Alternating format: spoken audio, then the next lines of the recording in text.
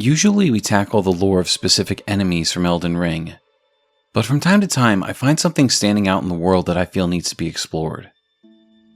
Deep in the land of shadow, tucked away in an unassuming tunnel, we find a golden tree surrounded by perfumers. This tree radiates the same light as the Erdtree, but how did it get here? The land of shadow was locked away before the shattering, when the golden seeds of the Erdtree spread across the lands between. So it shouldn't be possible for an Erdtree to grow in this land. Yet here it is. An attempt at growing a golden tree in a place all forms of death find their way to. Why is it here? Why is it seemingly defended by perfumers? And how can it bring light to a land of shadow?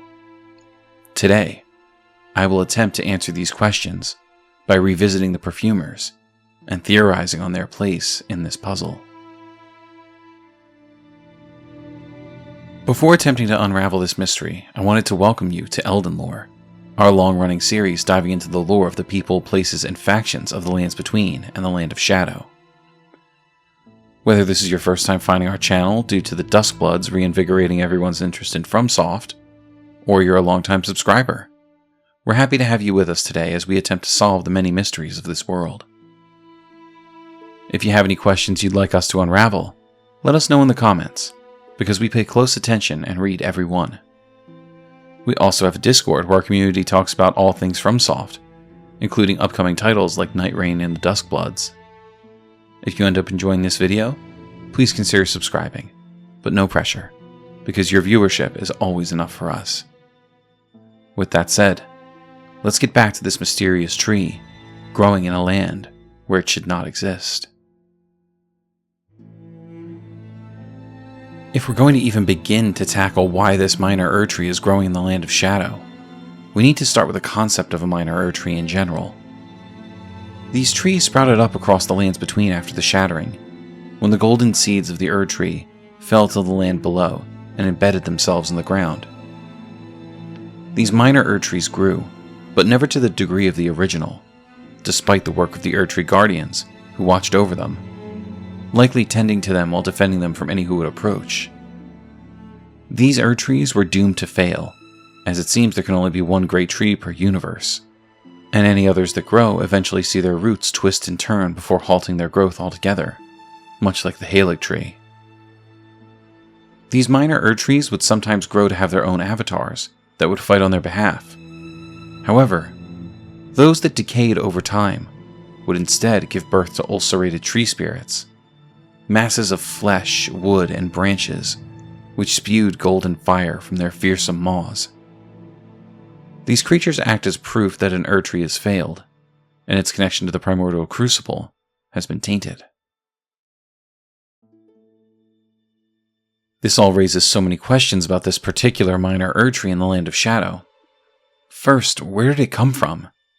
The golden seeds of the Erdtree did not fall to the ground until after the shattering, and the perfumers were not said to be conscripted into the ranks of Leyndell's forces until after the shattering as well.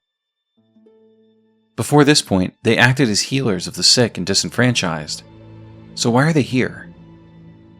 The Land of Shadow must have been locked away long before the shattering, as Messmer seems to have no idea of the events outside of the Shadowkeep, and he was sent on his crusade by his mother Marika. That means he must have already been sent away with his army before the death of Godwyn the Golden. Also, if we consider that Messmer was not given a Great Rune, that's proof that he must have left along with his forces before these golden seeds were spread across the land. I believe that amongst those sent to raise the Land of Shadow, Marika also conscripted a group of perfumers to conduct experiments, perhaps in an attempt to create a contingency plan where she would always have access to the power of an Erdtree. The Firespark perfume bottle is described as a perfume bottle remade into a weapon by perfumers of the Realm of Shadow. Attacks release perfume powder, producing sparks of fire. The crusade was a violent purge, and the perfumers were not called there to heal.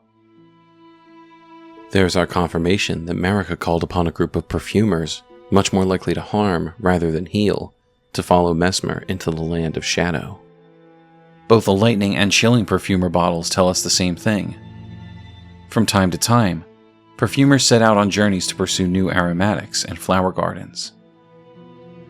So it was that these perfumers set out to both find new plants for their practices that they could bring back to the lands between, as well as make themselves stronger, and fulfill the secret desire of Queen Marika to attempt to grow an Erdtree in secret. I believe that they were given something incredible to take along with them on their journey, something none but perhaps the demigods themselves had seen before the events of the Shattering. Seeds of the Erdtree. If Marika provided these perfumers with golden seeds, then it stands to reason they're the ones who planted them in various locations in the Land of Shadow. You see, the minor Erdtree that still maintains its golden glow in the cave where we find it is not the only example of a minor Erdtree planted in this land. In the Bellarat Tower settlement, we can do battle with Fire Knight Quaylin in an area housing a gnarled, twisted tree, reminiscent of the Shadow Tree itself. I believe this to be a minor Erdtree that the perfumers attempted to cultivate, but abandoned fairly quickly, as it retains none of its light and clearly started twisting in different directions early in its development. I would guess this particular tree never stood a chance as it was growing so close to solemn ground in the Land of Shadow, sitting right below and near a limb. Perhaps it was planted here with the intention of being close to where the pact was first struck between Marika and the Elden Beast, but clearly it did not work out.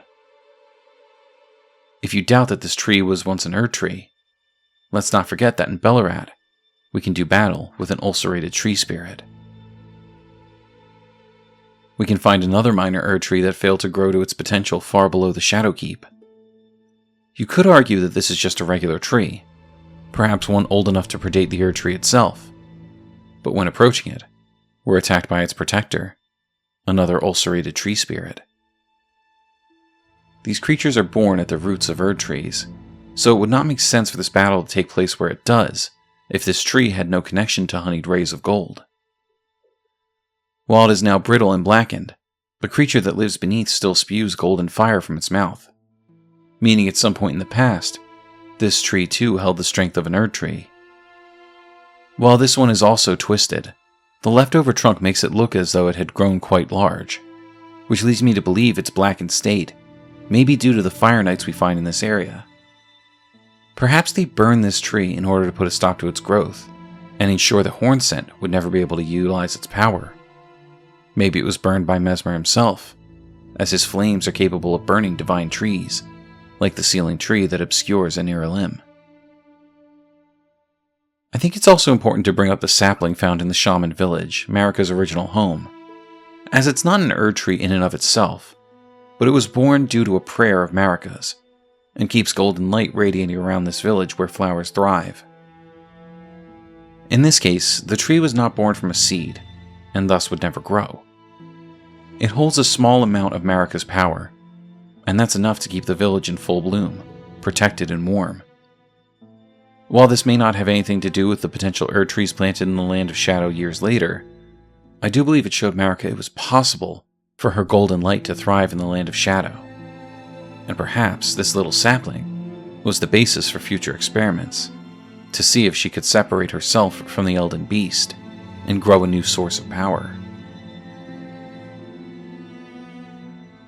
Getting back to the tree we find in the cave, this is the only minor Erdtree in the Land of Shadow you could describe as thriving. Just outside the cave where we find this tree is a statue of Marika with its head removed, much like other statues of Marika throughout the Land of Shadow. Upon entering the cave, we're greeted by Miranda flowers and come to the tree surrounded by perfumers. While this tree is incapable of growing larger due to its location, it is regularly tended to by these vassals, who I assume are responsible for its existence. I doubt anyone knew Marika was going to lock the Land of Shadow away as she sent the raiding party to bring the Hornscent to their knees. The perfumers here were trapped, unable to ever return home, and surrounded by people and monsters that wanted them dead. Perhaps the power of this minor Erdtree is how they survived, and developed the new perfume bottles we can acquire that are used for battle.